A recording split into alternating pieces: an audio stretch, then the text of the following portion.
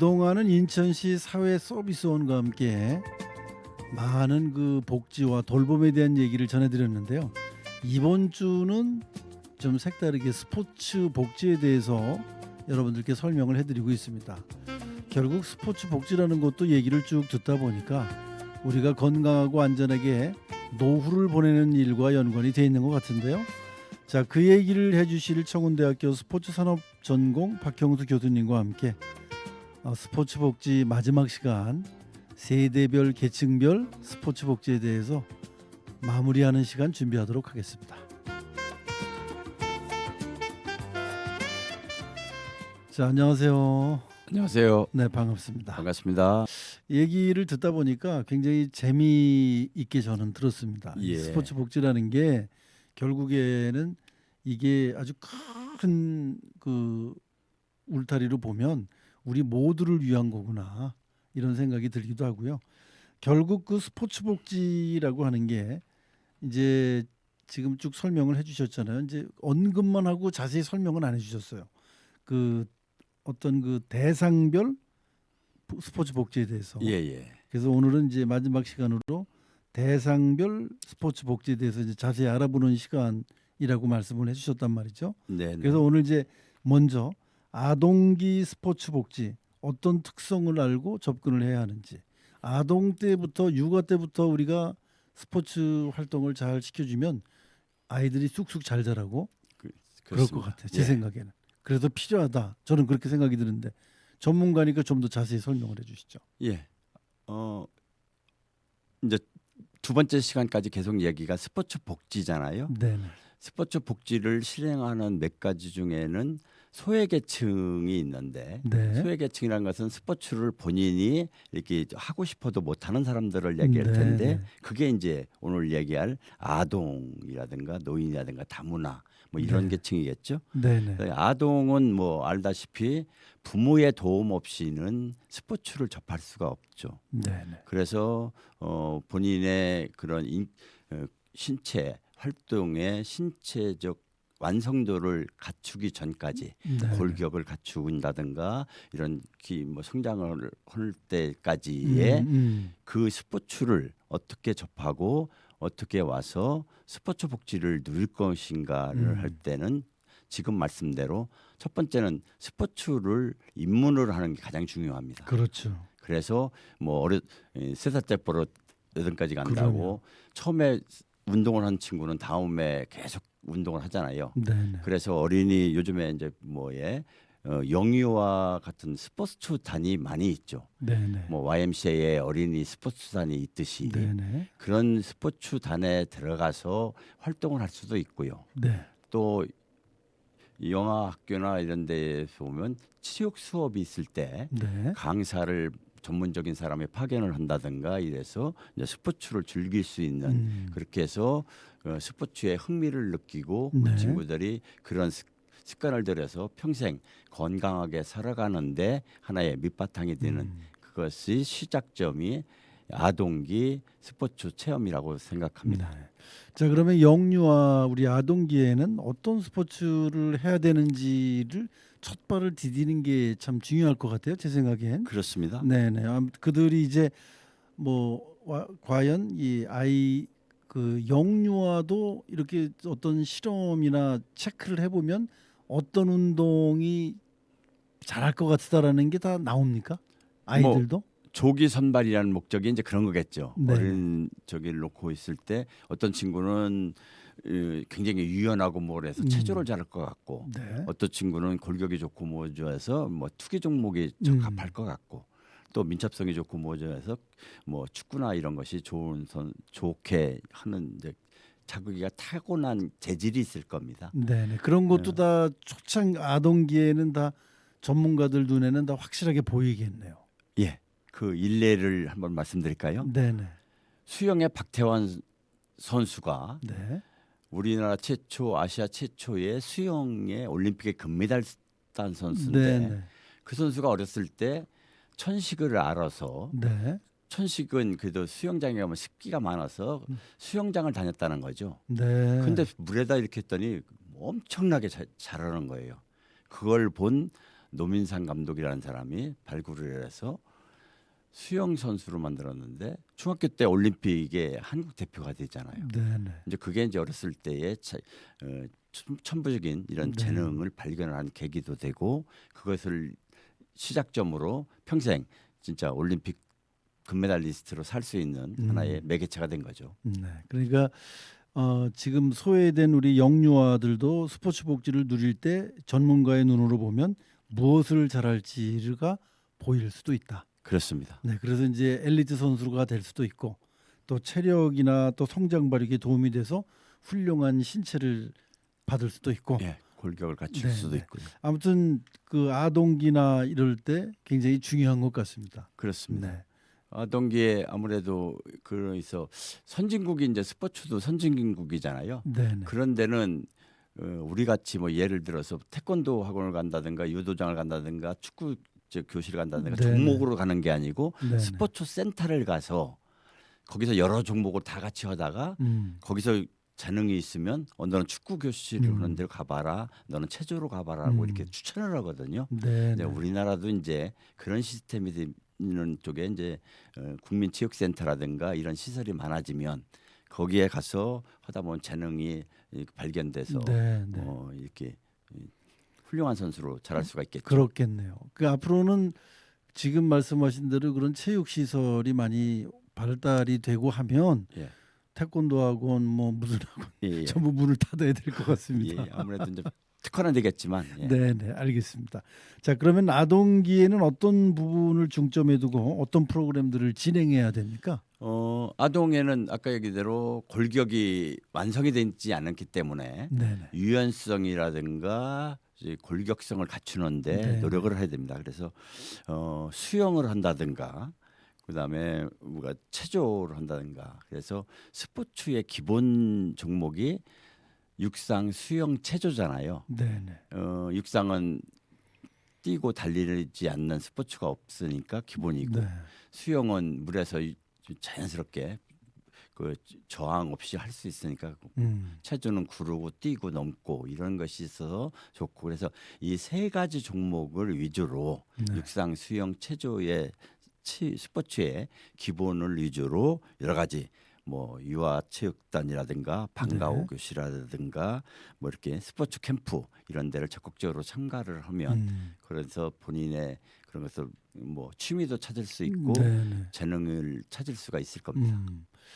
그 지금 말씀하시는 걸 보면 제가 이제 뭐 지금 손주가 만약에 있다면 예. 스포츠단에 보내서 뛰고 구르고 또 수영하게 예. 만들어 갖고 이제 그게 기본이 되는 거니까 그렇습니다. 그거를 하다 보면은 재미도 느낄 수 있고 예. 또 소질도 개발할 수 있고 한데 우리는 그냥 처음부터 태권도 학원, 그렇습니다. 뭐 탁구 학원, 예.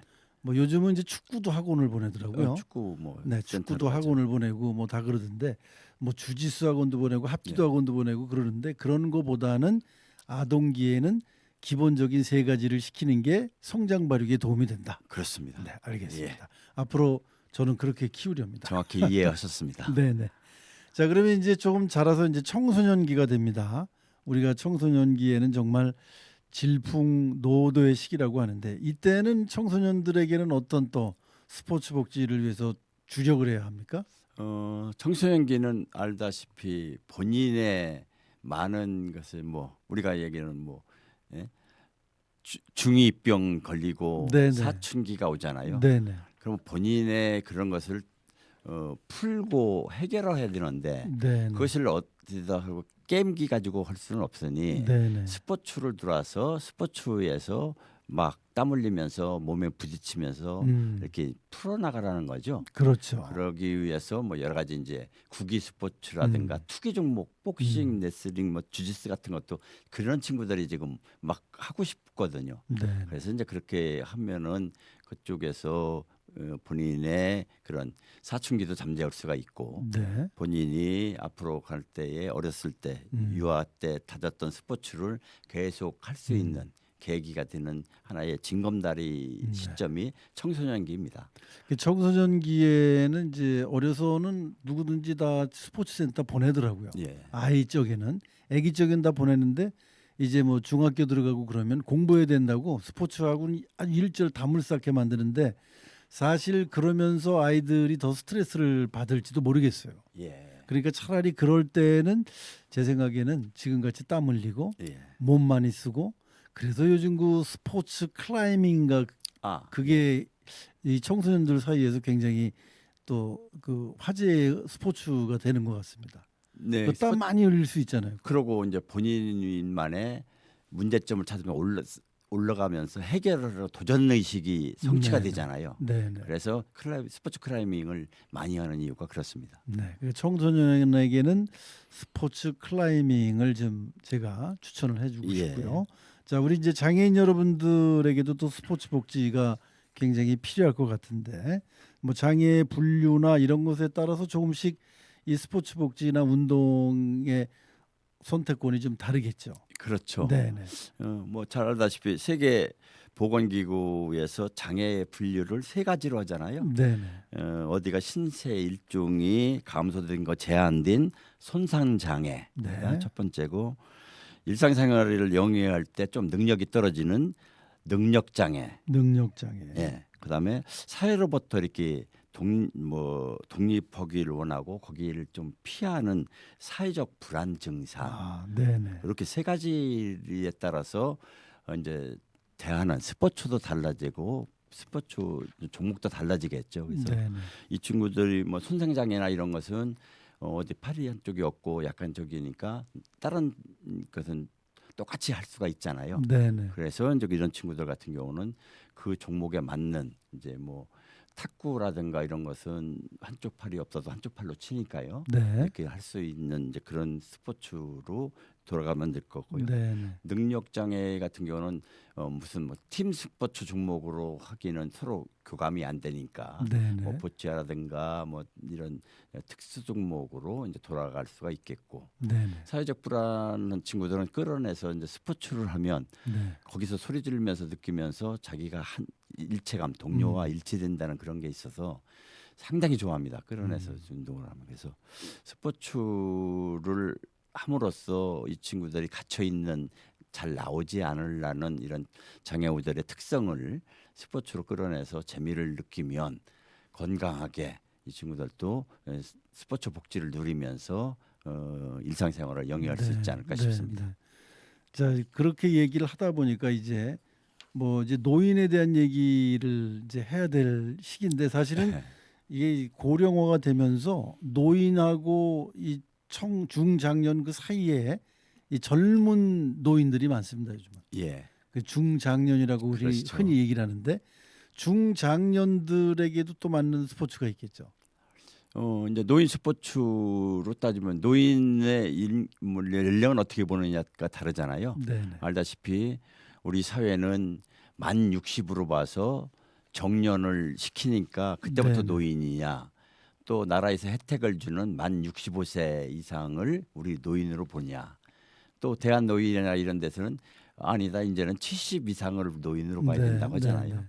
그렇지만 어쨌든 노인이 된다는 것 자체는 어쨌든 사회적으로 활동을 하고 할 수 있는 것이 이제 작아지기 때문에 이제 그것을 많은 시간을 이제 이제 더 건강해지고 100세까지 살려면 시간이 많이 남았는데 무엇을 할 건가 할 때는 결국은 스포츠를 해야만이 시간을 할애할 수 있고 건강하게 오래 살 수 있다는 거죠. 네네. 그래서 노인 스포츠에 관심이 상당히 더 많아져야 됩니다. 네. 그래서 뭐 우리 우스갯소리로 아침에 넥타이 그거 올라가서 산에 올라가서 시간 보내고 네. 내려와서 퇴근 시간에 온다는 뭐 이제 이런 직장인들도 있고 네네. 또 노인들 지금 나가서 그냥 일반 지하철을 타고 배회하고 여기저기 다니는 분들도 있잖아요. 네네. 그분들이 어느 일정 장소에 와서 하나의 그런 커뮤니티에 와서 자기의 동료들과 이렇게 만나서 또 웃고 떠들고 이렇게 스포츠를 할 수 있는 이 제도가 사실은 제일 필요한 스포츠 복지에 제일 필요한 세대가 실버 체육인 노인 체육입니다. 네. 그러면은 노인에 따라서 노인들도 뭐 권장할 그 스포츠가 있잖아요. 뭐 어떤 예. 분들은 요즘 뭐 근력 운동을 많이 해라 이런 분도 많이 계시고요. 전문가에 따라서는 예. 뭐 유산소 운동을 많이 해야 된다 이렇게 말씀하시는 분도 계시고 하는데 이게 뭐 할머니 할아버지가 다릅니까? 아니면 60대 70대가 다릅니까? 이렇게 노인도 70대에는 이런 운동을 권하고 싶고 80대에는 이런 운동이 좋고 뭐 그런 게 다 있습니까? 뭐 그렇게 나이대로 나눌 거냐, 음. 그다음에 연령별로 뭐가 저 이제 성별로 나눌 네네. 거냐가 지금 말씀하신 건데 그거보다는 아까도 얘기했지만 본인의 신체 조건, 음. 본인의 신체 능력에 따라서 음. 바뀌어져야 된다고 생각을 합니다. 그게 우선입니다. 그래서 네. 그거를 하기 위해서 아까 스포츠 과학센터나 저기 보건소 같은 데에서 우리 체지방 분석이나 그쪽에서 도움을 받아서 네. 어떤 종목을 하는 것이 우선인가를 알아야 되겠고요. 네. 네. 이제 뭐 비만이나 좀 걷기 어려운 분들이야 당연히 유산소 운동으로 돌아가서 그런 것을 해야 될 거고 또 이제 근력이 필요하신 분들도 있잖아요. 뭐 신체 저기 에너지의 보구는 근력인데 네. 근육인데 근육이 없으면 이제 그것이 그런 폭발적인 힘을 못 발휘해야 하니까요. 네. 그래서 네. 그런 것을 하기 위해서 연령대에 맞는 또 신체 조건이나 신체 능력에 맞는 이렇게 스포츠를 찾는 것이 가장 중요하다고 생각합니다. 네. 네.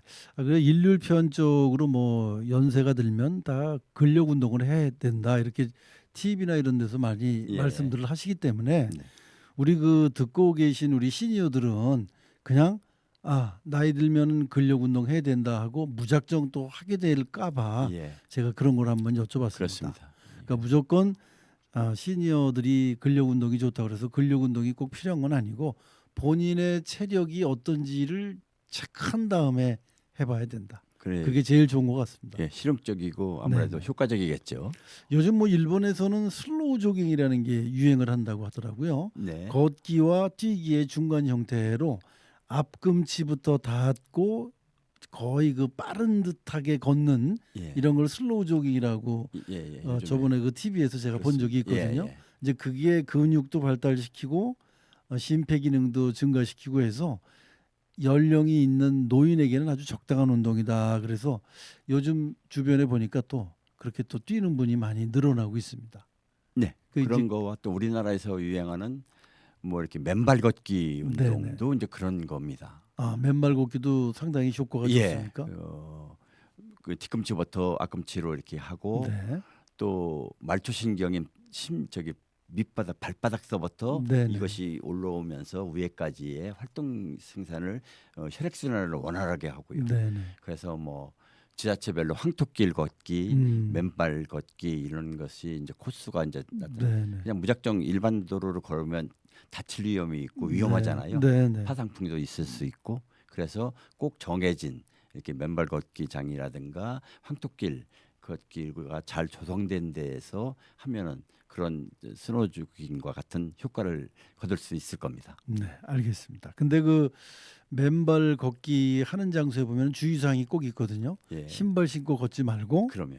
또 애완견, 반려견과 같이 같이 걷지 말고 예, 그랬는데 그렇게 또 애완견하고 같이 다니시는 분도 계시고요. 예, 신발 신고 가는 분도 계시고 예. 심지어는 전 자전거를 타고 가는 분도 봤습니다. 예. 거기 이렇게 우리나라 국어를 모르시는지 예. 아무튼 뭐 그런 거 볼 때 상당히 안타깝긴 했는데 아무튼 노인들도 이제는 운동이 좀 필요할 시기고 그렇습니다. 네. 고령화 시대에 맞춰서 열심히 해야 되겠군요. 아까 얘기대로 시간이 많잖아요. 네, 네, 알겠습니다.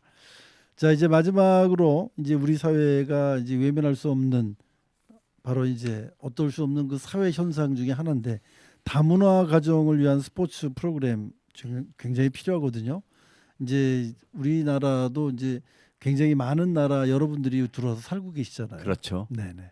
아시다시피 우리나라의 다문화 인구가 이제는 20%에 거의 다다를 정도 10%는 이미 됐거든요. 네. 이제 그 정도 왔고 특히 우리 인천은 뭐 개항의 도시이고 뭐 하늘로 바다로 오기가 좋아서 그런지 굉장히 높잖아요. 네네. 그래서 연수동에 있는 많은 초등학교가 다문화 학생이 이미 50%를 넘어서 네. 우리 한국 학생들이 차별을 받는 이제 것까지 이제 왔다고 우려를 합니다. 네. 이분들이 와서 사실은 우리나라의 그 어려운 일을 해주면서 우리나라의 경제 발전을 일으키는데 도움이 되잖아요. 네. 그래서 같이 살아가야 되고 이분들한테도 우리의 문화를 녹아 들어가려면 같이 할 수 있는 스포츠가 이제 굉장히 이제 좋은 거죠. 네. 그래서 만국 공통어라는 축구 같이 공 하나 놓고 다 하면 모든 사람이 다 같이 즐길 수가 있고 아까 말씀드렸듯이 그 나라만에 있는 로컬 스포츠가 네, 있지 네. 않습니까? 네. 아까 했던 세타파크로가 있다든가 혹시 들어보셨는지 모르지만 카바디라는 종목이 있고요. 카바디요. 예. 네, 네. 또 하나는 클리켓이라는 게 있습니다. 네, 클리켓은 저 영국, 인도 그렇습니다. 뭐 이런 예, 데서 상당히 그쪽에서는 전 세계에 그 제일 상금이 많은 스포츠가 클리켓입니다. 아, 그렇습니까? 그렇습니다. 저는 테니스 뭐 이런 걸로 알고 있었는데. 아니에요. 클리켓이 상금이 제일 많습니다. 네. 그 정도의 인기가 많고 영연방 국가들이 영국을 저기 식민지로 있었던 네, 국가들이 해서 우리 아시아의 인도라든가 파키스탄이라든가 이런 인도네시아 이런 종목들이 상당히 강하고 그거를 합니다. 네. 근데 그 친구들이 이 335 이제 이렇게 남동공단에 근무하다가 이 여기 와서 클리켓을 또 하고 합니다. 네.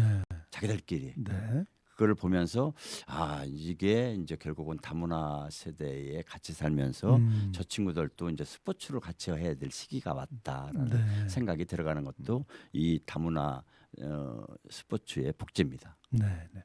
그러니까 이게 다변화되고 다국가가 되면서 스포츠도 이제는 말씀하신 대로 다양한 스포츠들이 함께 이제 그동안 접할 수 없어서 우리가 그 룰도 잘 모르고 예. 하는 방식도 모르고 하기 때문에 등한시했었는데 이 클리켓 같은 것은 앞으로 좀 관심을 좀 가져야 될 것 같네요. 네. 그래서 우리 인천은 그래도 2014년 아시안 게임 때 클리켓을 네. 접할 수 있었고 경기장도 서구 아시안 게임 주경기장 옆에 잘 마련돼 있어서 그런데 가면은 영국 문화를 좀 볼 수도 있고 네. 그렇습니다. 카바디는 어느 나라 스포츠입니까? 인도에서 하는 종목인데요. 네, 네. 우리로 따지면 숨바꼭질 같은 경기인데 네, 오징어 땅콩 같이 그래서 전 세계에서 아무 장비 네. 아무 저기 없이 하는 종목이에요. 맨몸으로만. 맨몸으로만. 예, 그래서 스님들이 절간에서 라인만 그려놓고 이렇게 터치를 하면은 뭐 흔한 얘기로 죽는다고 네, 하죠. 바깥으로 네, 뛰어서 네, 나가야 돼요. 네, 네. 이제 그런 종목이 가서 갔다 오면은 점수를 부과해서 1점, 2점을 주고 그 층에 잡히면 나가야 되고 네, 이런 네. 종목인데 맨몸으로만 이렇게 그 하는 이제 스님들이 저기 뭐야 그 수련을 하기 할 네, 때 네. 심신을 보호도하고 네, 네. 하기 위한 종목인데 상당히 그것도 재미있습니다. 네. 그 스포츠를 운동량이 많을 것 같아요. 그렇습니다. 맨몸으로 계속 뛰어다녀야 네. 되니까. 네. 그 예전에 그 오재미 던지기 뭐 예, 그런 거 예, 비슷한 우리나라의- 맞으면 안 되니까. 예. 알겠습니다. 자, 이제 마지막으로 이제 3일간 함께 해 주셨는데 제가 이제 그 여쭙고 싶은 것 중에 하나가 그 이제 요즘은 생존 수영이라는 것들도 많이 하시더라고요. 네. 우리 그 아동이나 청소년들 대상으로. 네. 그런데 그 생존 수영 같은 거는 뭐 세월호 사건도 있고 했습니다마는 꼭 필요한 게 아닐까 저는 그렇게 생각을 하는데 어느 정도 활성화가 되고 있나요? 생존 수영의 목적은 알다시피 수영처럼 네. 물에 떠서 빨리 가는 게 목적이 아니고 네.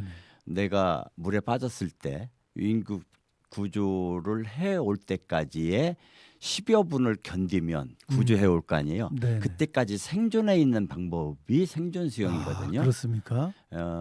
이거의 시작점은 알다시피 좀 아까 얘기했듯이 2014년 세월호 사건 이후에 그 많은 학생들이 희생을 당했는데 네네. 생존 수영을 가르쳤더라면 네네. 각자 튀어나와서 구명조끼 입고 떠 있어서 네네. 구조를 받았을 텐데 그냥 있었잖아요. 네. 그래서 지금은 어디까지 왔느냐면 정부에서 그거를 알고 생존 수영을 초등학교 네. 3, 4, 5, 6, 4개 학년에 네. 의무 수영으로 1년에 8시간 이상 네. 10시간을 하도록 지금은 의무화가 돼서 네. 초등학교에서 꼭 3, 4, 5학년 그 4번 정도는 생존 수영을 받으러 옵니다. 네.